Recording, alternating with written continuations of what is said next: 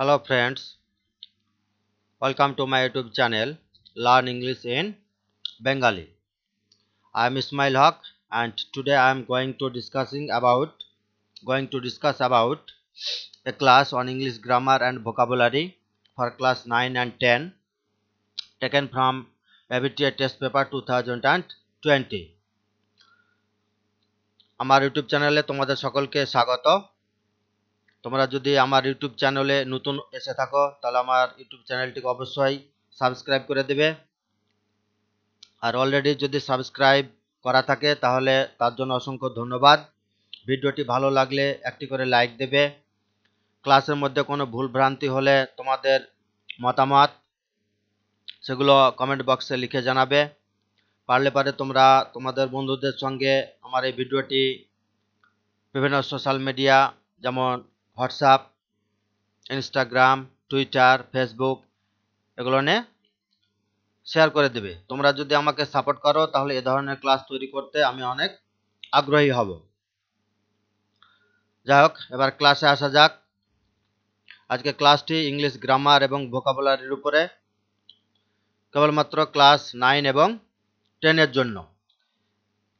এই ক্লাসটি ABTA test paper 2020 একটা সেকশন থেকে নেওয়া হয়েছে। প্রথমে যেটা দেওয়া আছে কি করতে হবে বলা হচ্ছে যে write the correct alternative to fill in the blanks. শূন্যস্থান পূরণ করতে সঠিক শব্দটি বসাতে হবে। ব্র্যাকেটের মধ্যে কিছু শব্দ দেওয়া আছে অর্থাৎ ভার্বের রূপ দেওয়া আছে, যেটা সঠিক সেটা শূন্যস্থানে বসাতে হবে according to their tense as well as voice change. মানে সেগুলো টেন্স এবং ভয়েস বিভিন্নভাবে যেভাবে দেওয়া থাকে সে অনুযায়ী ক্রিয়াপদের সঠিক রূপটি বাছাই করে শূন্যস্থানে বসাতে হবে। তো দেওয়া আছে কি যে at least 24 people dash killed were killed was killed in a stampede. Stampede মানে হচ্ছে পদদলিত হয়ে বা পিষ্ট হয়ে মারা যাওয়া, হুড়োহুড়িতে মারা যাওয়া, হই হুল্লোড়ে মারা যাওয়া, সেটাকে বলা হচ্ছে stampede. Near Banarasi city when on the occasion of মাহাসামাগাম।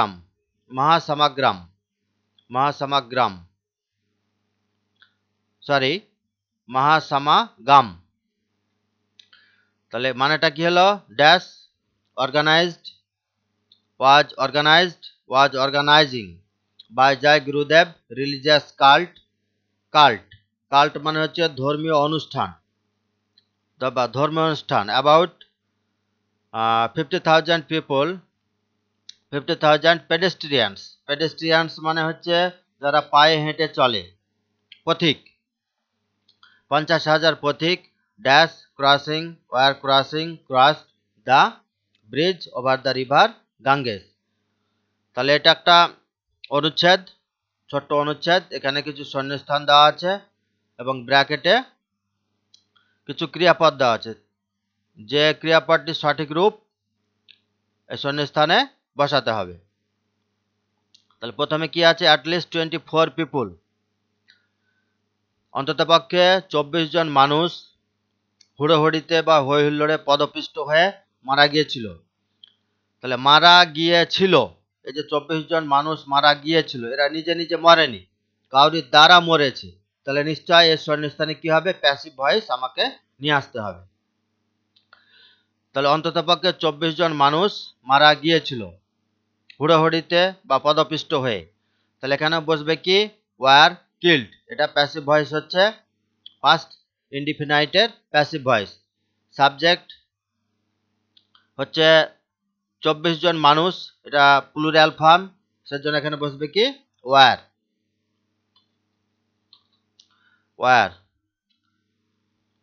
At least 24 people were killed.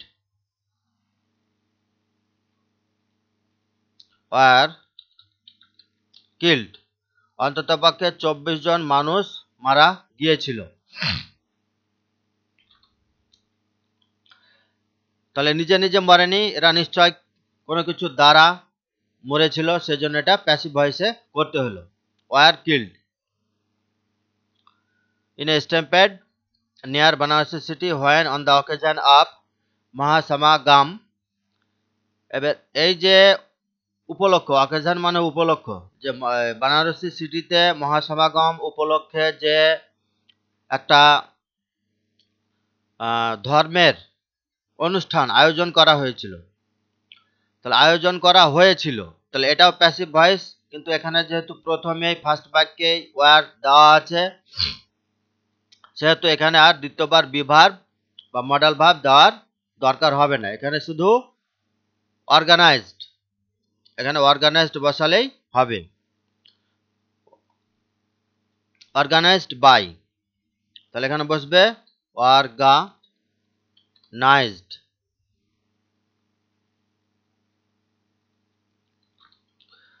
Organised মানে আয়োজন করা হয়েছিল, তাহলে কাউরি দ্বারা হয়েছিল, যেহেতু কাউরি দ্বারা হয়েছিল, এখানে ভার্ব যেহেতু বি ভার্ব প্যাসিভ ভয়েসে করা হচ্ছে, ওয়ার দেওয়া আছে, সেহেতু এখানে ক্ষেত্রে আর লাগবে না, শুধু অর্গানাইজড বাই, এই যেখানে বাই আছে এটা দিলেই হবে। অর্গানাইজড বাই, কার দ্বারা হয়েছিল। তাহলে এই যে ধর্ম অনুষ্ঠানটি আয়োজন করা হয়েছিল সেটা কার দ্বারা? By Jai Gurudev religious cult. Cult মানে হচ্ছে, রিলিজিয়াস মানে হচ্ছে ধার্মিক, আর কাল্ট হচ্ছে ধর্মীয় অনুষ্ঠান। তাহলে জয় গুরুদেব যে ধার্মিক অনুষ্ঠান, তার যে সংস্থা, তার দ্বারা একটা আয়োজন করা হয়েছিল ধর্মীয় অনুষ্ঠান, এবং তাতে কি 24 জন মানুষ পদপিষ্ট হয়ে বা পদদলিত হয়ে মারা গিয়েছিল। এটা প্যাসিভ ভয়েসে করা হলো। অ্যাবাউট 50,000 পেডেস্ট্রিয়ানস, প্রায় 50,000 পথের পথিক, পেডেস্ট্রিয়ান মানে পথচালিত মানুষ, কি করছিল ওরা? 50,000 মানুষ cross the bridge over the river Ganges. তাহলে গঙ্গা নদীর উপরে যে ব্রিজ আছে সেটা তারা পারাপার হচ্ছিল, তাহলে অতীতে হচ্ছিল, তাহলে অতীতে ক্রিয়ার কাজ চলছিল বা হচ্ছিল বোঝালে সেটা পাস্ট কন্টিনিউয়াস টেন্সে করতে হয়। তো পাস্ট কন্টিনিউয়াস টেন্সের ক্ষেত্রে কি হয়? সাবজেক্ট বসে, সাবজেক্টের পার্সন এবং নাম্বার অনুযায়ী ওয়াজ বা ওয়ার ব্যবহার করতে হয়, এবং ভার্বের সঙ্গে আইএনজি যোগ করতে হয়। তাহলে এখানে কি হবে? অ্যাবাউট 50,000 পেডেস্ট্রিয়ানস ওয়ার ক্রসিং, এটা বসবে ওয়ার ক্রসিং মানে অতিক্রম করছিল বা পারাপার হচ্ছিল, তাহলে এখানে বসবে ওয়ার ক্রসিং, ওয়ার ক্রসিং পারাপার হচ্ছিল, পাস্ট কন্টিনিউয়াস টেন্সে এটা করা হলো। Were crossing the bridge over the river Ganges, Ganga নদীর উপরে যে ব্রিজ আছে সেখানে সে ব্রিজের উপর দিয়ে প্রায় 50,000 পথচালিত মানুষ পারাপার হচ্ছিল। তাহলে এবার শুরু থেকে শেষ পর্যন্ত পুরোটা কি হলো? At least 24 people were killed, প্রায় 24 জন মানুষ মারা গিয়েছিল। ওয়ার কিল্ড হলো এখানে প্যাসিভ ভয়েস। কিসে মারা গিয়েছিল? ইন স্ট্যাম্পেড, হুড়োহুড়িতে বা পদপিষ্ট হয়ে, নিয়ার বানারসি সিটি, বানারসি শহরের কাছাকাছি, হয় যখন, অন দ্য অকেশন অফ মহাসমাগম উপলক্ষে, সেই মহাসমাগম উপলক্ষটা কাদের দ্বারা অর্গানাইজ করা হয়েছিল? অর্গানাইজড, এখানে জেড দেওয়া আছে, এখানে এস দিলেও হবে। জেড থাকলে জানতে হবে যে এটা আমেরিকান ইংলিশ, আর যদি এখানে জেডের জায়গায় এস থাকে তাহলে জানতে হবে এটা ব্রিটিশ ইংলিশ। ইংলিশকে দুভাগে ভাগ করা হচ্ছে, একটা আমেরিকান ইংলিশ আর ব্রিটিশ ইংলিশ। তো যে সমস্ত জায়গায় জেড থাকে সেটা ধরে নেওয়া হয় আমেরিকান ইংলিশ, এবং যেখানে এস দেওয়া থাকে সেটা ধরে নেওয়া হয় ব্রিটিশ ইংলিশ। তো আমাদের দেশে ব্রিটিশ ইংলিশটাই মান্য করা হয়। অর্গানাইজড বাই, তাহলে জেডের জায়গায় আমরা এখানে এস ব্যবহার করতে পারি। Organised by Jai Gurudev religious cult, about 50,000 pedestrians were crossing the bridge over the river Ganges. তাহলে এ হলো কারেক্ট অল্টারনেটিভ, অর্থাৎ ব্র্যাকেটে কিছু ক্রিয়াপদ দেওয়া ছিল, সেই ক্রিয়াপদগুলির সঠিক রূপ বাছাই করে আমাদেরকে শূন্যস্থানে বসাতে হলো। এবার আসা যাক পরের সেকশনে কি বলা হচ্ছে দেখি। ডু অ্যাজ ডিরেক্টেড, যেভাবে নির্দেশ দেওয়া হচ্ছে বা করতে বলা হচ্ছে সেটা করতে হবে। তো প্রথমে দেওয়া আছে কি, fill in the blanks with appropriate articles and prepositions, শূন্যস্থান উপযুক্ত আর্টিকেল এবং প্রিপজিশন বসিয়ে পূরণ করতে হবে। তো শূন্যস্থানগুলো কি কি দেওয়া আছে? দ্য ম্যান ট্রাইড টু সুদ হিম। সুদ, সুদ মানে হচ্ছে শান্ত করা বা সান্ত্বনা দেওয়া। মানুষটি চেষ্টা করলো, টু সুদ হিম, এটা ইনফিনিটিভ টু আছে সুদ ক্রিয়াপদের আগে, সেজন্য এটা ইনফিনিটিভ ফর্ম। তাহলে মানুষটি তাকে শান্ত করার চেষ্টা করলো, কিভাবে করলো? Dash taking him to the round about. Round about মানে হচ্ছে নাগরদোলা। তাকে নাগরদোলায় নিয়ে গিয়ে, মানুষটি তাকে নাগরদোলায় নিয়ে গিয়ে শান্ত করবার চেষ্টা করলো। তাহলে দ্য ম্যান ট্রাইড টু সুদ হিম বাই টেকিং হিম, তাহলে এখানে বসবে preposition by, by taking him, এখানে প্রিপজিশন আসছে by. By taking him to the round about মানে তাকে নাগরদোলায় নিয়ে গিয়ে শান্ত করবার চেষ্টা করলো। এবার কি বলল তাকে?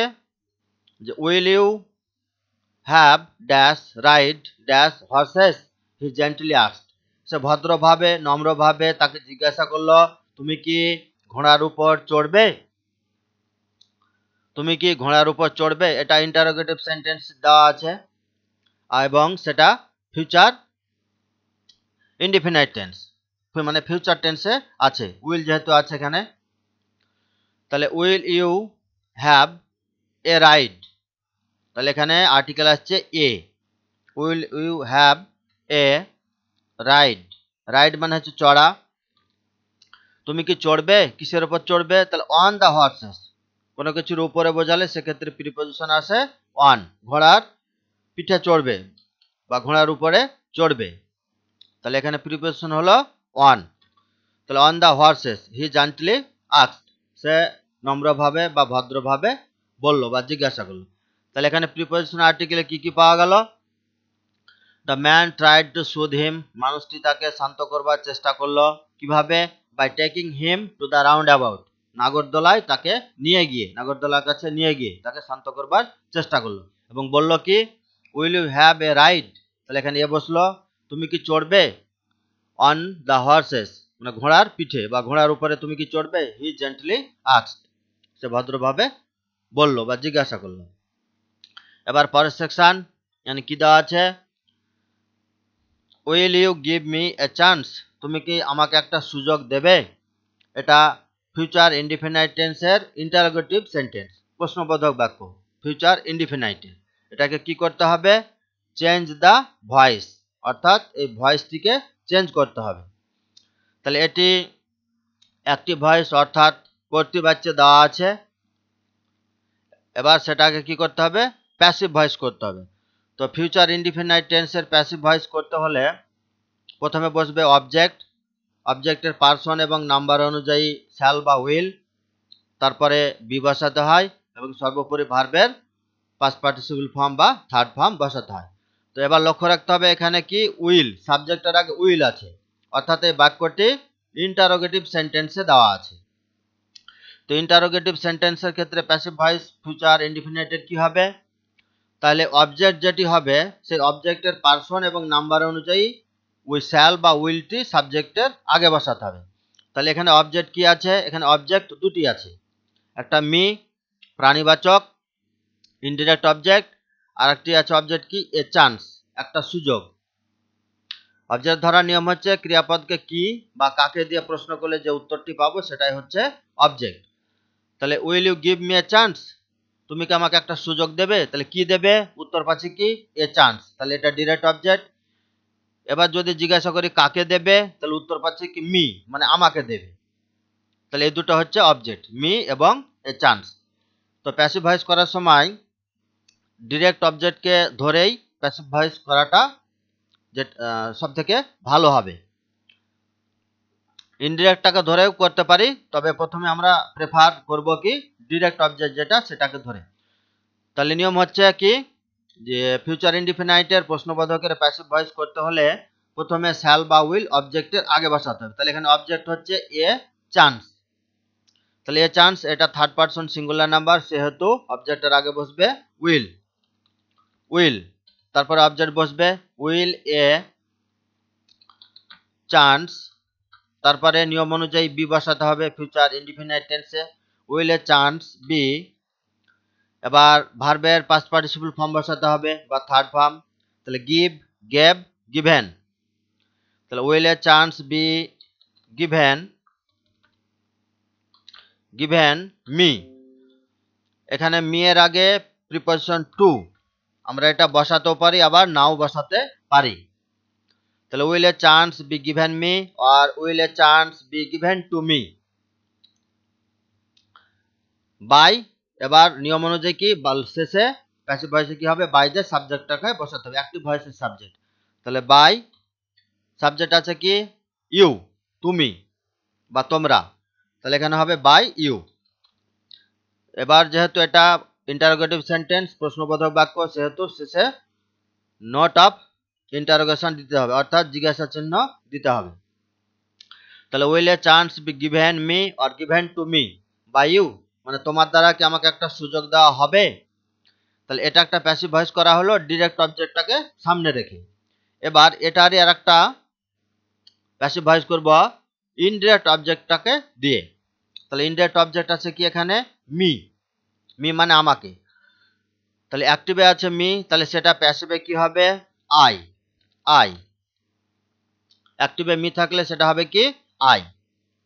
তাহলে আই বসলো। এবার লক্ষ্য রাখতে হবে এটা যেহেতু প্রশ্নবোধক বাক্য সেহেতু আয়ের পরে শ্যাল হয়। এবার প্রশ্নবোধক যেহেতু বাক্য তাহলে কি হবে, শ্যালটি আয়ের আগে বসবে প্রশ্নবোধকের ক্ষেত্রে। তাহলে শ্যাল আই, তারপর নিয়ম অনুযায়ী বি বসবে, শ্যাল আই বি। ভার্বের এবার থার্ড ফর্ম বা past participle form, shall I be given a chance, এটা direct object, shall I be given a chance by you, মানে এটা একই হলো যে তোমার দ্বারা কি আমাকে একটা সুযোগ দেওয়া হবে।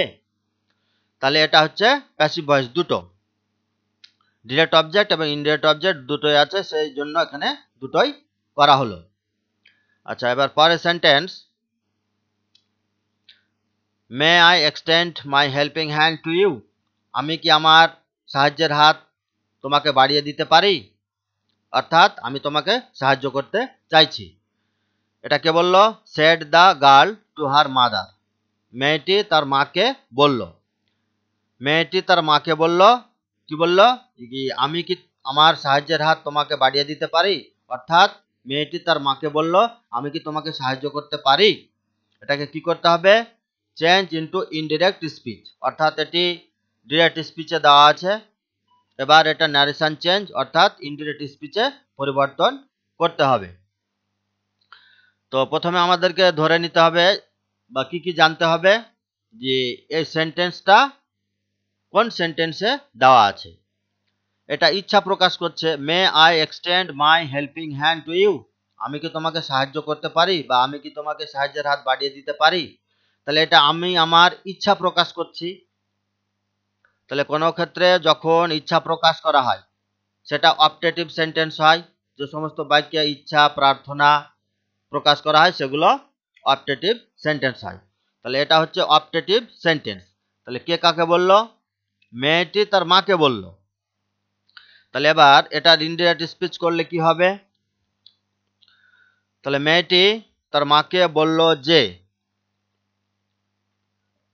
আচ্ছা, এখানে রিপোর্টিং ভার্ব হচ্ছে সেড, এটা পাস্ট ফর্মে আছে সেহেতু মেয়ের পাস্ট ফর্মও করতে হবে মাইট। আচ্ছা, আই, এখানে আই আছে, এই আইটাকে আমি কি তোমাকে সাহায্য করতে পারি বা আমার সাহায্যের হাত বাড়িয়ে দিই, এই আইটা হচ্ছে কি দ্য গার্ল, এটা থার্ড পারসন সিঙ্গুলার নাম্বার সেহেতু এই আইটিও থার্ড পারসন সিঙ্গুলারে নিয়ে যেতে হবে। আর ইউ, এই ইউটা হচ্ছে হার মাদার, তার মা। তাহলে উত্তরটি হবে কি, তাহলে এখানে মেয়েটি, এই বাক্যটির মধ্য দিয়ে কি প্রকাশ হচ্ছে, মেয়েটি তার মনের ইচ্ছা প্রকাশ করতে চাইছে তার মাকে সাহায্য করার। তাহলে উত্তরটি হবে the girl wished that, the girl wished, এখানে উইশড হলো এই কারণে যেহেতু সেড এটা পাস্ট ফর্ম করা আছে সেহেতু উইশের পাস্ট ফর্ম উইশড করা হলো। The girl wished her mother that মেয়েটি তার মার কাছে ইচ্ছা প্রকাশ করলো যে এবার মে I extend my helping hand আমি কি তোমাকে সাহায্যের হাত বাড়িয়ে দিতে পারি এটা প্রশ্নবোধক আছে সেটাকে কি করতে হবে অ্যাসার্টিভ সেন্টেন্সে নিয়ে আসতে হবে তো অ্যাসার্টিভ সেন্টেন্সে প্রথমে সাবজেক্ট হবে তারপরে নিয়ম অনুযায়ী ভার্ব হতে পারে বা মডাল ভার্ব হতে পারে তাহলে এখানে the girl wished her mother that sorry এখানে দ্যাট হবে না এটা প্রশ্নবোধক বাক্য may I extend my helping hand to you এটা প্রশ্নবোধক বাক্য প্রশ্নবোধক বাক্যের ক্ষেত্রে কি হয় দ্যাট বসে না ইফ বা ওয়েদার বসে তাহলে এখানে দ্যাটের জায়গায় বসবে ইফ বা ওয়েদার ব্যবহার করতে হয় এটা যেহেতু প্রশ্নবোধক বাক্য তাহলে the girl wished her mother if বা ওয়েদার সি এখানে আইটা হচ্ছে কে দ্য গার্ল এটা গার্লটা হচ্ছে ফেমিনাইন জেন্ডার তাহলে এটাও থার্ড পারসন সিঙ্গুলারে নিয়ে আসতে হবে তাহলে ইফ বা ওয়েদার সি মেয়ে আছে পাস্ট ফর্ম করতে হবে মাইট পাস্ট ফর্ম হচ্ছে এই কারণে যেখানে সেট দেওয়া আছে তাহলে ইফ বা ওয়েদার সি মাইট এক্সটেন্ড মানে হচ্ছে বাড়িয়ে দেওয়া বা প্রসারিত করা এক্সটেন্ড এখানে মাই হেল্পিং হ্যান্ড দেওয়া আছে তাহলে এখানে মাইটাকে ওই মেয়েটির তাহলে এখানে থার্ড পারসনে হয়ে যাবে কি হার হেল্পিং হ্যান্ড তাহলে the girl wished her mother if বা whether she might extend her helping hand অবশেষে কি করতে হবে অ্যাসার্টিভ সেন্টেন্স যেহেতু হলো সেখানে ফুল স্টপ বসাতে হবে তাহলে এটা হলো ইনডিরেক্ট স্পিচ আচ্ছা এই যে মানেটা প্রকাশ হলো এখানে বাক্যের অর্থ অনুযায়ী এটাকে আরো বিভিন্নভাবে ইনডিরেক্ট স্পিচ করা যায় মানে কি বোঝাচ্ছে মেয়েটি তার ইচ্ছা প্রকাশ করছে তার মাকে সাহায্য করা তাহলে আমি এখানে লিখতে পারি ন্যারেশন চেঞ্জে কি the girl expressed her willingness to help her mother. The girl expressed her willingness to help her mother. মেয়েটি তার ইচ্ছা প্রকাশ করলো তার মাকে সাহায্য করা the girl expressed her willingness মেয়েটি তার ইচ্ছা প্রকাশ করলো টু হেল্প হার মাদার তার মাকে সাহায্য করে মানে একই থাকছে এখানে এটার আরেকটিও ন্যারেশন চেঞ্জ বা ইনডিরেক্ট স্পিচ করা যায় সেটা কি হতে পারে যে the girl wished that the girl wished that বালিকাটি ইচ্ছা প্রকাশ করলো যে সি মেয়ের পাস্ট ফর্মে এবার মাইট হবে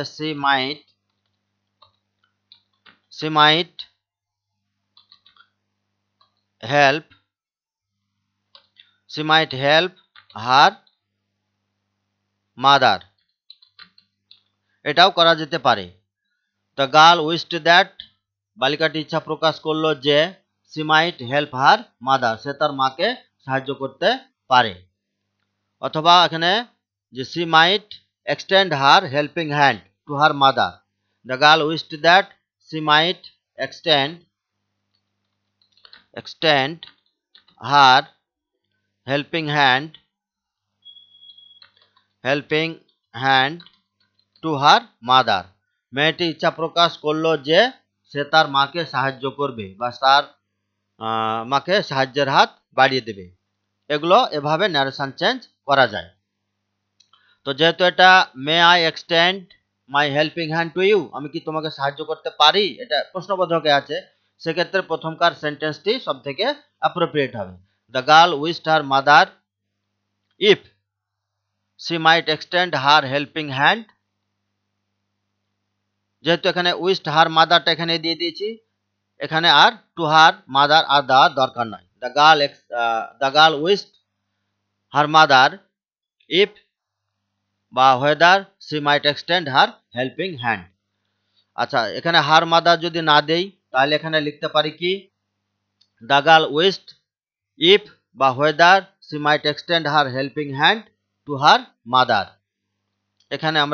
এখানে হার মাদারটা যদি না ব্যবহার করি তাহলে আমরা এখানে সেটাকে ব্যবহার করব, extend her helping hand to her mother. এভাবে করা যায়। আচ্ছা, যাই হোক, এবার পরের আইটেমে আসা যাক। পরেরটি কি বলা হচ্ছে, ইট ইজ ইজিয়ার, এটা সহজ তুলনামূলকভাবে, টু প্ল্যান্ট ট্রিজ মানে গাছ লাগানো হচ্ছে সহজ, than to conserve them, conserve মানে হচ্ছে সংরক্ষণ করা। তাহলে গাছ লাগানো চাইতে, গাছ সংরক্ষণের চাইতে গাছ লাগানোটা সহজ। ইট ইজ ইজিয়ার, এটা সহজ, তুলনামূলকভাবে সহজ, টু প্ল্যান্ট ট্রিজ গাছ লাগানো, দ্যান টু কনজার্ভ দেম গাছগুলোকে সংরক্ষণের চাইতে গাছ রোপণ করা বা গাছ লাগানোটা হচ্ছে সহজ। এটাকে কি করতে হবে? আচ্ছা, এটা দেওয়া আছে, পুরো এই সেন্টেন্সটি দেওয়া আছে কম্পারেটিভ ডিগ্রিতে দেওয়া আছে।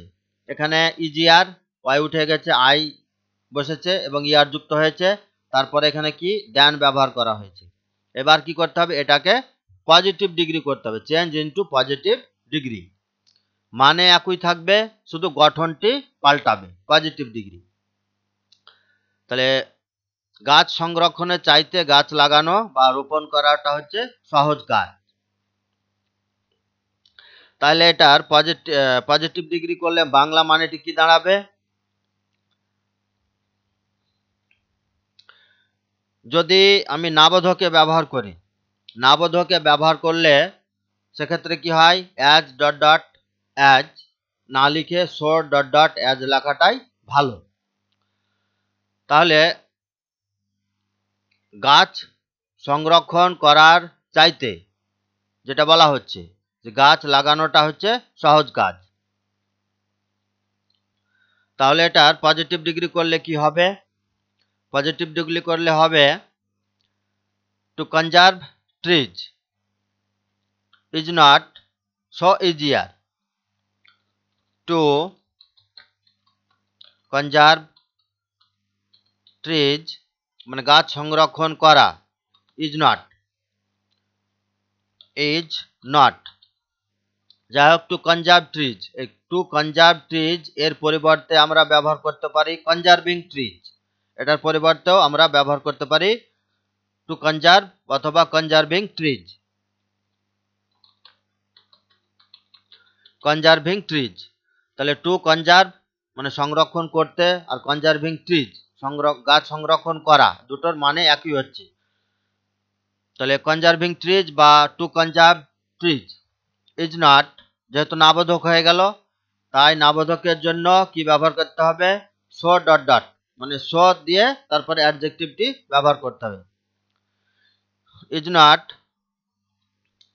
এবার পজিটিভ ডিগ্রি যেহেতু করতে হবে, তাহলে অ্যাডজেক্টিভ ফর্মটি, যেটা অ্যাডজেক্টিভ সেটার পজিটিভ মানে মেন ফর্মটি বসাতে হবে, মূল শব্দটি বসাতে হবে। ইজিআর দেওয়া আছে, তাহলে এখানে বসবে ইজি। এখানে ইজিআর করা আছে, যেহেতু কম্পারেটিভে আছে, ওয়াই উঠে গেছে, ওয়াই এর জায়গায় আই বসলো এবং ইয়ার যুক্ত হলো। তাহলে এখানে হবে ইজ নট সো ইজি। তাহলে সো ডট ডট, এই ডট ডটের জায়গায় কি হলো? এখানে ইজি হলো। তারপর আবার অ্যাজ বসাতে হবে। তাহলে is not so easy as to plant it বা as to plant them, as to plant it বা অ্যাজ টু প্ল্যান্ট দেম।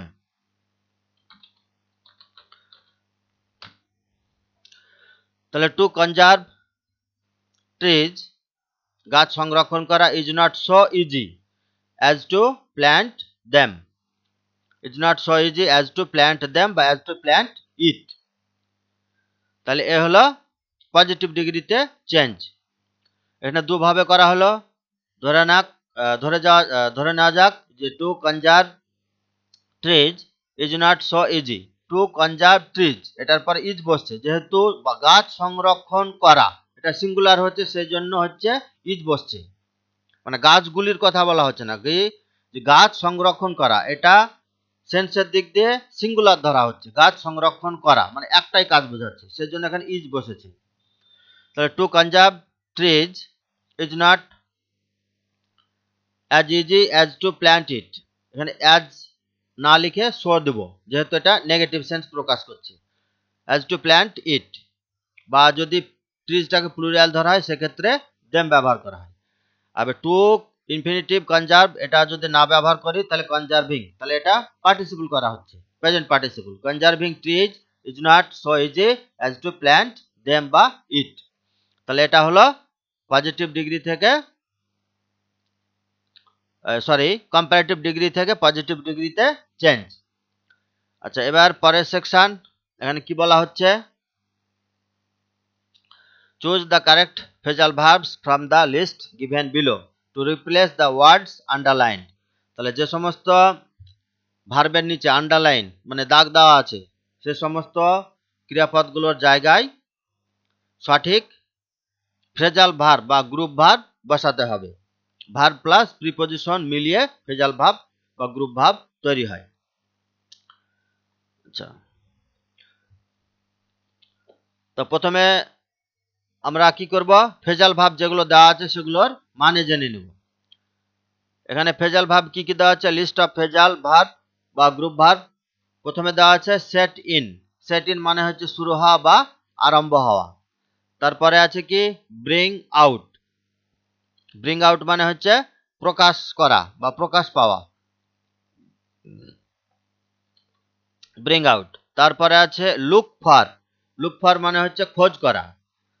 তারপরে ফ্রেজাল ভার্ব আছে কি লুক আফটার, লুক আফটার মানে হচ্ছে দেখাশোনা করা। তাহলে এই সমস্ত ফ্রেজাল ভার্বগুলো রিপ্লেস করতে হবে যে সমস্ত ভার্বের নিচে দাগ দেওয়া আছে। তাহলে মানেগুলো আবার জেনে নিই, সেট ইন মানে শুরু হওয়া, ব্রিং আউট মানে প্রকাশ হওয়া, লুক ফর মানে খোঁজ করা, আর লুক আফটার মানে দেখাশোনা করা। তাহলে প্রথমে কি দেওয়া আছে, the young man is searching, searching for, এটা নিচে আন্ডারলাইন হবে। The young man is searching for a job, যুবক মানুষটি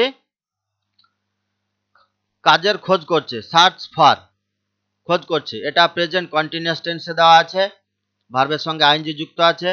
তো ফ্রেজাল ভার্ব বা গ্রুপ ভার্ব করার সময় আমাদেরকে মনে রাখতে হবে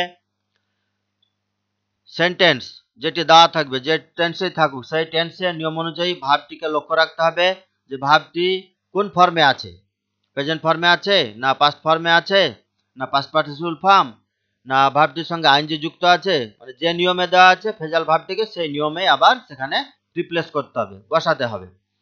তাহলে এখানে প্রেজেন্ট কন্টিনিউয়াস টেন্স যেহেতু আইএনজি যুক্ত আছে, তাহলে সার্চিং ফর এর জায়গায় লুকিং ফর করতে হবে। তাহলে উত্তরটি হবে কি, দ্য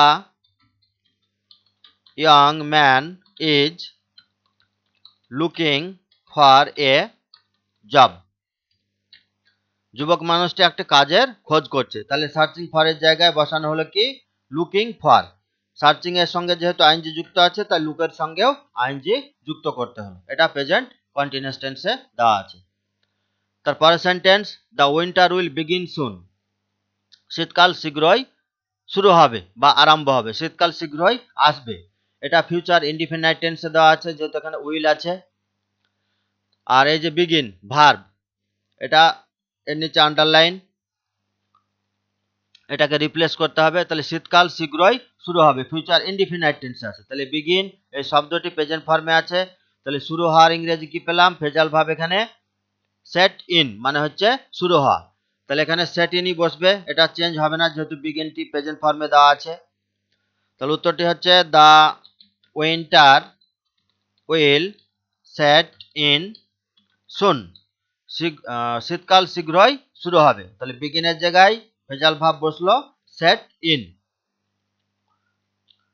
তার পরের শব্দটি, পরের বাক্যটি হচ্ছে কি, the writer has published a new book, লেখক একটা নতুন বই প্রকাশ করেছে, করেছে এছে, এছে এছি এছো এছেন এ ধরনের যখন ক্রিয়াপদের আকার পাওয়া যাবে তখন সেটা প্রেজেন্ট পারফেক্ট টেন্স হয়, অর্থাৎ ক্রিয়াপদের কাজ শেষ হয়ে গেছে, কিন্তু তার ফল এখনো বর্তমানে আছে। এ ধরনের বোঝাতে প্রেজেন্ট পারফেক্ট টেন্স ব্যবহার করা হয়। প্রেজেন্ট পারফেক্ট টেন্সে কি হয়, প্রথমে সাবজেক্ট তার পার্সন এবং নাম্বার অনুযায়ী হ্যাভ বা হ্যাজ ব্যবহার করা হয় এবং ভার্বের পাস্ট পার্টিসিপল ফর্ম বসাতে হয়, তারপরে অবজেক্ট বা কমপ্লিমেন্ট বসে। তাহলে এখানে যে ভার্বটি দেওয়া আছে সেটা হচ্ছে কি পাবলিশড। পাবলিশড এটা প্রেজেন্ট পারফেক্ট টেন্সে আছে, তাহলে এই ভার্বটির ফর্ম হচ্ছে এটা পাস্ট পার্টিসিপল ফর্ম বা থার্ড ফর্ম ভার্বের। তাহলে প্রকাশ করা এই ভার্বের পরিবর্তে যেটা হবে সেটারও থার্ড ফর্ম ভার্বের থার্ড ফর্ম বা পাস্ট পার্টিসিপল ফর্ম করতে হবে। তাহলে এখানে আছে কি ব্রিং আউট মানে হচ্ছে প্রকাশ করা। তাহলে এর পাস্ট পার্টিসিপল ফর্ম কি ব্রিং, ব্রট, ব্রট। তাহলে এখানে বসবে কি ব্রট আউট। যেহেতু এটা প্রেজেন্ট পারফেক্ট টেন্সে আছে ভার্বের থার্ড ফর্ম বা পাস্ট পার্টিসিপল ফর্ম, তাই ব্রিং এর পাস্ট পার্টিসিপল ফর্ম হচ্ছে ব্রট আউট। তাহলে উত্তরটি হচ্ছে the writer has brought out A new book. লেখক একটা নতুন বই প্রকাশ করেছেন। তাহলে পাবলিশডের জায়গায় এখানে কি হলো ব্রট আউট ফেজাল ভাব। পাবলিশডের জায়গায় রিপ্লেস করে সেখানে ফেজাল ভাব বসানো হলো ব্রট আউট। তাহলে এগুলো হলো ফেজাল ভাব বা গ্রুপ ভাব প্র্যাকটিস।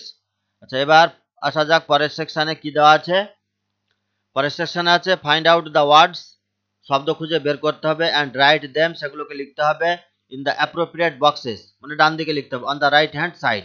তাহলে এখানে এগুলোর এই সমস্ত শব্দগুলোর মানে find out the words and write them, মানে এগুলোর কাছাকাছি মানে বা নিয়ারেস্ট মিনিং খুঁজে বের করতে হবে। Find out the synonym words, find out the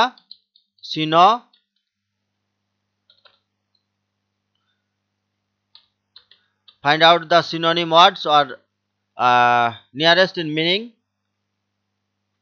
সমার্থক শব্দ খুঁজে বের করতে হবে সিনোনিমস, সমার্থক শব্দ খুঁজে বের করতে হবে সিনোনিমস।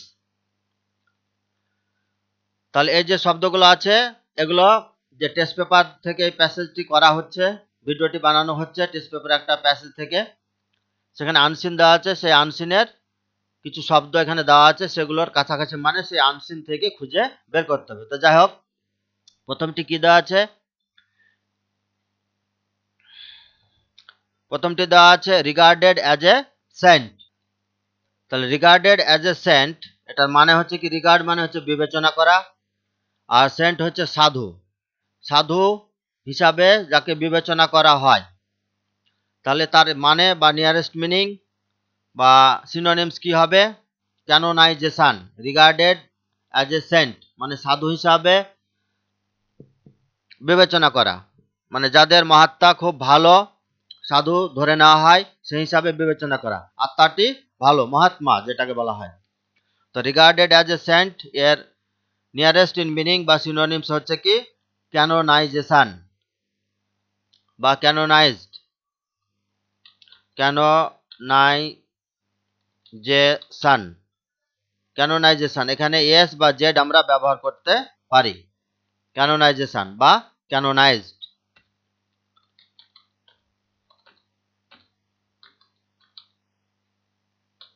ক্যানোনাইজড।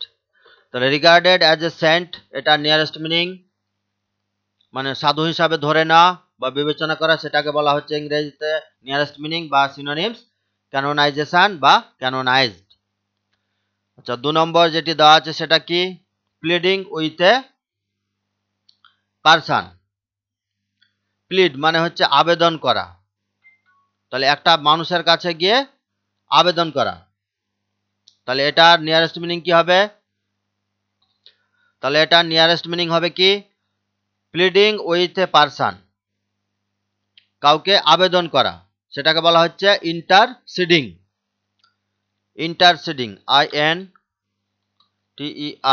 INTERCEDING, ইন্টারসিডিং এটা মানেও আবেদন করা। প্লিডিং উইথ এ পারসন এটার নিয়ারেস্ট মিনিং বা সিনোনিম হচ্ছে ইন্টারসিডিং।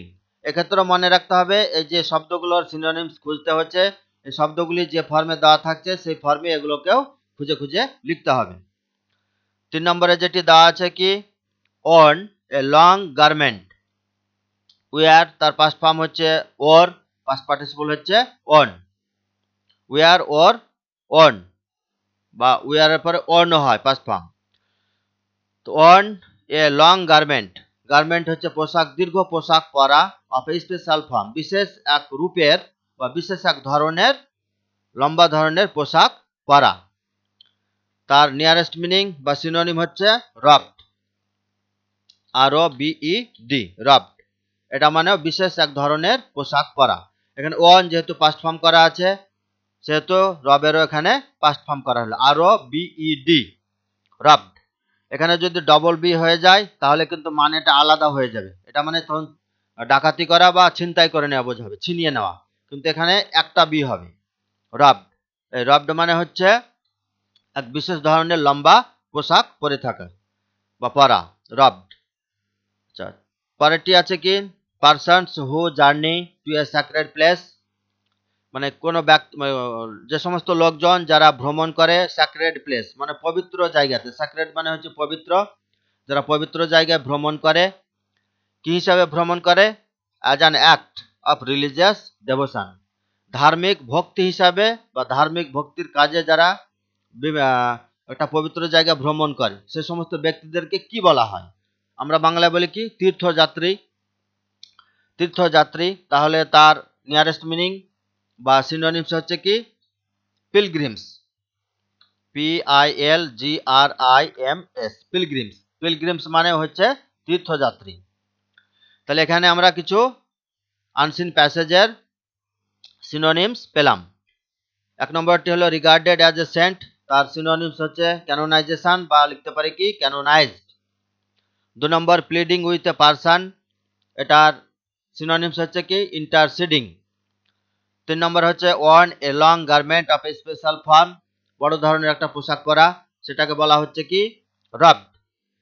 4 নম্বর হচ্ছে কি persons who journey to A sacred place as an act of religious devotion, মানে ব্যক্তি, যে সমস্ত ব্যক্তি একটা ধার্মিক জায়গাতে ধর্মের ভক্তি হিসাবে যায় বা ভ্রমণ করে তাদেরকে বলা হচ্ছে পিলগ্রিমস, মানে হচ্ছে তীর্থযাত্রী। আচ্ছা, এবার লাস্ট সেকশন যেটা আছে এখানে কি বলা হচ্ছে fill in the blanks with appropriate verbs, এখানেও সঠিক ভার্বটি বসাতে হবে। From those given in brackets, মানে ব্র্যাকেটের মধ্যে কিছু ভার্ব দেওয়া আছে, তো এই ভার্বটার দুটোর মধ্যে যেটা সঠিক হবে সেটাকে শূন্যস্থানে বসাতে হবে। তাহলে এখানে দেখা যাক প্রথমে কি দেওয়া আছে, এ 100 rupees dash too much for this item, মানে 100 টাকায় এই আইটেমের জন্য খুব বেশি, এই আইটেমটার জন্য 100 টাকা দেওয়াটাই হচ্ছে খুব বেশি। তাহলে এ 100 রুপিজ মানে 100 টাকা। এখানে ক্রিয়াপদগুলো কি দেওয়া আছে, ইজ একটি আর একটা হচ্ছে আর। তাহলে এখানে লক্ষ্য রাখতে হবে কি এ 100 রুপিজ বলা হচ্ছে 100 টাকা, তার মানে সংখ্যার দিক দিয়ে একটাই, একটাই 100 টাকা বোঝাচ্ছে। তাহলে এটা থার্ড পারসন সিঙ্গুলার নাম্বার হচ্ছে, তাহলে এখানে বসবে কি ইজ, যেহেতু প্লুরাল নয়। অনেকে কি করবে হয়তো রুপিজ, এখানে এটা প্লুরাল দেখাচ্ছে বলে আর বসিয়ে দিবে, কিন্তু এখানে লক্ষ্য রাখতে হবে যে এখানে দেওয়া আছে এ 100 রুপিজ মানে 100 টাকা, একটাই 100 টাকা, একটাই একটা 100 টাকা। সেক্ষেত্রে সাবজেক্টটা হচ্ছে কি থার্ড পারসন সিঙ্গুলার নাম্বার, সেহেতু এখানে বিভাবটি হবে কি ইজ। তাহলে 100 rupees is too much for this item, তাহলে এখানে বসলো ইজ। তারপরটি আছে the accountant and the cashier. Accountant হচ্ছে হিসাব রক্ষক, যে হিসাব নিকাশ করে, আর ক্যাশিয়ার যার কাছে টাকা পয়সা জমা থাকে। এখানে লক্ষ্য রাখতে হবে কি বলা হচ্ছে ড্যাশ অ্যাবসকন্ডেড, অ্যাবসকন্ডেড, অ্যাবসকন্ড মানে হচ্ছে পালিয়ে বেড়ানো, অ্যাবসকন্ড তার পাস্ট ফর্ম করা আছে অ্যাবসকন্ডেড, পালিয়ে বেড়ানো। এখানে লক্ষ্য রাখতে হবে কি দ্য অ্যাকাউন্ট্যান্ট, এটাও নির্দিষ্ট করে বোঝানো হচ্ছে এটা একটা সাবজেক্ট, এবং অ্যাকাউন্ট্যান্টের আগে কি দি দেওয়া আছে the the accountant. RT subject আছে কি এবং সেই সাবজেক্টটি অ্যান্ড দিয়ে যুক্ত আছে। আরটি সাবজেক্ট হচ্ছে ক্যাশিয়ার, এটা একটা সাবজেক্ট, কিন্তু এর আগেও নির্দিষ্ট করে বোঝানো হচ্ছে the, the accountant and the cashier. তাহলে এখানে দুটো সাবজেক্ট পাচ্ছি এবং দুটো সাবজেক্টের আগে দি লাগানো আছে বা দা লাগানো আছে, এবং এই দুটো সাবজেক্ট কি অ্যান্ড দ্বারা যুক্ত হচ্ছে। তাহলে দুটো পৃথক সাবজেক্ট কিন্তু ক্যাটাগরির দিক দিয়ে একটাই। দুটো পৃথক সাবজেক্ট ক্যাটাগরির দিক দিয়ে একটাই বোঝানো হচ্ছে, মানে দপ্তরের দিক দিয়ে বা গ্রুপের দিক দিয়ে, কিন্তু প্রত্যেকটার আগে দা লাগানো আছে। এবং এই দুটি সাবজেক্ট কি হচ্ছে অ্যান্ড দ্বারা যুক্ত হচ্ছে। তাহলে অ্যান্ড দ্বারা যুক্ত হওয়ার জন্যই এবং দুটি সাবজেক্টের আগে দা থাকার জন্যই এই সাবজেক্ট দুটি ধরে নেব কি প্লুরাল, এবং অ্যান্ড দ্বারা যুক্ত হচ্ছে, এই কারণেই সাবজেক্টটাকে ধরে নেওয়া হচ্ছে প্লুরাল। তাহলে the accountant and the cashier দুজন ব্যক্তি, তাহলে হ্যাভ অ্যাবসকন্ডেড। তাহলে হ্যাভ হ্যাজার এখানে বসবে কি হ্যাভ, এখানে বসলো হ্যাভ। এটা প্রেজেন্ট পারফেক্ট টেন্সে আছে, হ্যাভ হলো এবং ভার্বের past participle form absconded. Absconded মানে হচ্ছে পালিয়ে বেড়ানো। তাহলে এখানে হ্যাভ হ্যাজের মধ্যে বাছাই করা হলো হ্যাভ। তাহলে এখানে বোঝা হলো কি কারণে হ্যাভ বসছে, যে অ্যাকাউন্ট্যান্ট একটা সাবজেক্ট, ক্যাশিয়ার একটা সাবজেক্ট, এবং এই দুটো সাবজেক্টের আগে দা যুক্ত আছে, মানে নির্দিষ্ট করে বোঝানো হচ্ছে, এবং দুটো সাবজেক্ট অ্যান্ড দ্বারা যুক্ত হচ্ছে, তাহলে সেটা প্লুরাল হয়ে গেল। ধরনের দিক দিয়ে মানে ক্যাটাগরির দিক দিয়ে বা দপ্তরের দিক দিয়ে একই ধরনের বোঝাচ্ছে, কিন্তু যেহেতু ডেফিনাইট আর্টিকেল দেওয়া আছে প্রত্যেকটা ব্যক্তির আগেই এবং অ্যান্ড দ্বারা যুক্ত আছে, তাই সাবজেক্ট হচ্ছে এখানে প্লুরাল, সেহেতু এখানে বসলো হ্যাভ। পরেরটি টাইম অ্যান্ড টাইড, সময় এবং ঢেউ, ড্যাশ ওয়েটস ফর নান। সময় এবং ঢেউ কারোর জন্য অপেক্ষা করে না। সময় যেমন কারোর জন্য অপেক্ষা করে না, অতিবাহিত হয়ে যায়, চলে যায়। আমি যদি ওই সময়কে অপেক্ষা করতে বলি, সে কি অপেক্ষা করবে? অপেক্ষা করবে না, সে তার কাজ করে যাবে। ঠিক একই রকম ভাবে টাইড মানে হচ্ছে ঢেউ। ঢেউকে আমি যা বলবো সে কি শুনবে? না, শুনবে না। ঢেউ আসবে, কিনারায় আছাড় দেবে, আবার সে চলে যাবে, মানে আমাদের কথা বা কোনো পাবলিকের কথা সে শুনবে না। ঠিক একই রকম হয়। তাহলে দুটোর মিনিং বা ধারণা কি প্রকাশ হচ্ছে? একই ধারণা প্রকাশ হচ্ছে, ওয়ান আইডিয়া এক্সপ্রেস হচ্ছে, অর্থাৎ একটি ধারণা প্রকাশ হচ্ছে। তাহলে এই দুটি শব্দ টাইম অ্যান্ড টাইড অ্যান্ড দিয়ে যুক্ত থাকা সত্ত্বেও, যেহেতু এই দুটি সাবজেক্ট একই ধারণা প্রকাশ করছে বা একটাই মিনিং প্রকাশ করছে, দুটোর কাজই একই ধরনের, ধরনটি একই বা একটাই ধরন, সেক্ষেত্রে ভার্বটি হবে কি প্লুরাল। ভার্বটি তাহলে হবে কি প্লুরাল। প্লুরাল হচ্ছে এই কারণে, মানে সাবজেক্টটি কি হয়ে গেল টাইম অ্যান্ড টাইড, এটা একটাই সাবজেক্ট হলো, থার্ড পারসন সিঙ্গুলার নাম্বার, এটা প্রেজেন্ট ইনডিফিনাইট টেন্স, সেহেতু ভার্বটির সঙ্গে কি হবে এস বাই এস যুক্ত হবে। তাহলে এটা আমরা বাছাই করে নিব কি ওয়েটের সঙ্গে এস যুক্ত হচ্ছে। তাহলে subject time and tide and দ্বারা যুক্ত হচ্ছে, কিন্তু তাদের মিনিং বা ভাব প্রকাশটা একটাই ধারণা প্রকাশ করছে। কি ধারণাটা? যে কেউ কারোর জন্য অপেক্ষা করে না, টাইমও অপেক্ষা করে না কারোর জন্য, ঢেউ কারোর জন্য অপেক্ষা করে না। তাহলে দুটোর মানে কি? দুটোর মানের গতির দিকটা হচ্ছে কি একটাই দিক, যে অপেক্ষা না করা। সে কারণে সাবজেক্টটা থার্ড পারসন সিঙ্গুলার হলো, সিঙ্গুলারের কারণে এখানে বসবে কি এবার প্রেজেন্ট ইনডিফিনাইট এর নিয়ম অনুযায়ী ওয়েটস। এই ভার্বের সঙ্গে এখানে এস যুক্ত করা হলো। তাহলে time and tide waits for none, সময় এবং ঢেউ কারোর জন্য অপেক্ষা করে না। পরেরটি আছে কি আইদার হি অর আই, হয় সে অথবা আমি ড্যাশ মিস্টেকেন, হয় সে অথবা আমি ভুল করেছি, এখানে একটা জিনিস জানার আছে, যখন কোনো অপরাধ স্বীকার করার ব্যাপার থাকে, সেক্ষেত্রে যদি অনেকগুলো প্রোনাউন সাবজেক্ট থাকে, সেক্ষেত্রে প্রথমে বসাতে হবে কি যেটা থার্ড পারসন সেটাকে আগে বসাতে হবে, তারপরে সেকেন্ড পারসন বসবে, তারপরে অবশেষে ফার্স্ট পারসন বসবে। তো এখানে সেকেন্ড পারসন যেহেতু নাই, তারপরে কি বসছে? ফার্স্ট পারসন এসছে। তাহলে প্রথমে থার্ড পারসন এবং শেষে ফার্স্ট পারসন, যেহেতু এখানে সেকেন্ড পারসন নেই। আর এটা mistaken, either he or I mistaken, হয় সে অথবা আমি ভুল করেছি। তাহলে এটা অপরাধ স্বীকার করার ব্যাপার হচ্ছে। আর কিন্তু এক্ষেত্রে কি হয়, জেনারেলি যে নিয়মটি, পরপর কতগুলি প্রোনাউন যদি থাকে তো প্রথমে বসাতে হয় সেকেন্ড পারসন, তারপরে থার্ড পারসন, তারপরে শেষে ফার্স্ট পারসন বসাতে হয়। তো এখানে থার্ড পারসন নেই, আর এটা অপরাধ স্বীকার করার ব্যাপার সেহেতু প্রথমে কি বলা হচ্ছে, আইদার হি অর আই, হয় সে অথবা আমি।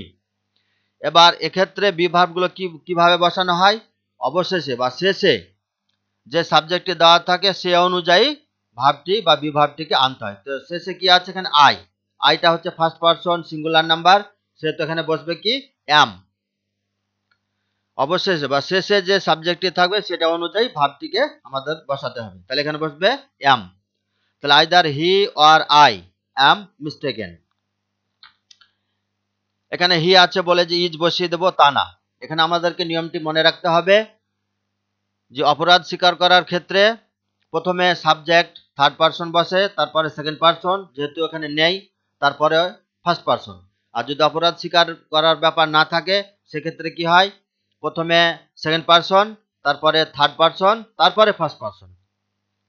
তো এখানে অপরাধ স্বীকারের ব্যাপার আছে। আর অবশেষে মনে রাখতে হবে কি, যে শেষে যে সাবজেক্টটি বসছে সেটার পারসন নাম্বার অনুযায়ী আমাদেরকে এখানে যে সেন্টেন্সে যেরকম দেওয়া থাকবে, বি ভার্ব হোক বা টু হ্যাভ ভার্ব হোক, যেভাবে দেওয়া থাকবে বা শ্যাল বা উইল যেটা দেওয়া থাকবে সে অনুযায়ী বসাতে হবে। তাহলে এখানে শেষে আমরা পেলাম কি আই, সে অনুযায়ী এখানে বসাতে হলো কি অ্যাম।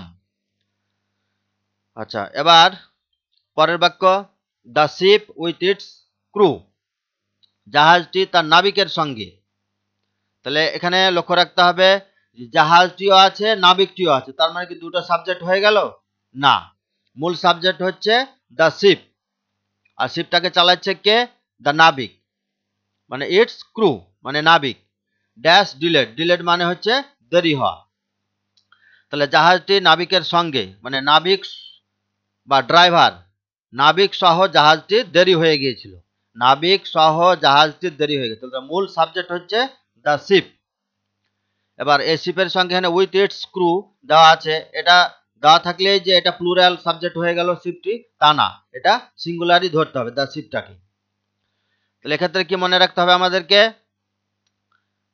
যদি কখনো কখনো অ্যাজ ওয়েল অ্যাজ, উইথ বা অ্যালং উইথ এ ধরনের শব্দ দিয়ে যখন সাবজেক্ট যুক্ত থাকবে তখন মূল সাবজেক্ট যেটা আছে সেটাকে সিঙ্গুলারই ধরা হয়।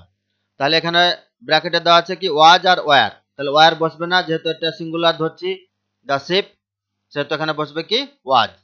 উইথ ইটস ক্রু আছে, এটা ভেবে কেউ যেন ওয়ার না বসায়, এখানে বসবে ওয়াজ। তাহলে the ship with its crew was delayed, নাবিক সহিত জাহাজটির দেরি হয়েছিল, এখানে বসলো ওয়াজ। এটা আমাদেরকে মনে রাখতে হবে কি, যে যখন কোনো নাউন বা subject as well as, with, along with a সমস্ত শব্দ দ্বারা যুক্ত হবে তখন সাবজেক্টটিকে সিঙ্গুলার ধরা হয়, সে অনুযায়ী ভার্বের সিঙ্গুলার বা প্লুরাল করতে হয়। সিঙ্গুলার যেহেতু ধরে নেওয়া হয় তাহলে ভার্বের সিঙ্গুলার ফর্ম বসবে, তাহলে এখানে বসানো হলো ওয়াজ। তাহলে আজকের ক্লাস এ পর্যন্তই। আমার ভিডিওটি কেমন লাগলো আপনারা আপনাদের মতামত কমেন্ট বক্সে অবশ্যই লিখে জানাবেন। তাছাড়া আপনাদের জন্য যদি কোনো কোয়ারি থাকে কমেন্ট বক্সে লিখবেন কোন ধরনের ক্লাস চাইছেন। ভিডিওটি ভালো লাগলে লাইক করবেন, বন্ধুদের সঙ্গে শেয়ার করবেন, আর সর্বোপরি আমার YouTube channel learn English in Bengali অবশ্যই সাবস্ক্রাইব করে দেবেন। আর যে বেল বাটন, যে ঘন্টা সেটা আছে bell button, please press the bell button to get latest notification from my side. তাহলে এই যে ঘন্টা বা বেল বাটনটি আছে অবশ্যই সেটাকে ক্লিক করে রাখবেন, তাহলে কি হবে, আমি এই যে শিক্ষামূলক ভিডিওগুলো লোড করার সঙ্গে সঙ্গে আপনারাও ইউটিউবে সেখানে নোটিফিকেশন পাবেন, তখন সেখান থেকে আপনারা সেটা দেখে নিতে পারবেন। তো আজকে ক্লাসটি মোটামুটি এ পর্যন্তই, অনেকটা লেন্দি হয়ে গেল তার জন্য দুঃখিত। তো have a nice day and thank you for watching my video. Take care. Bye.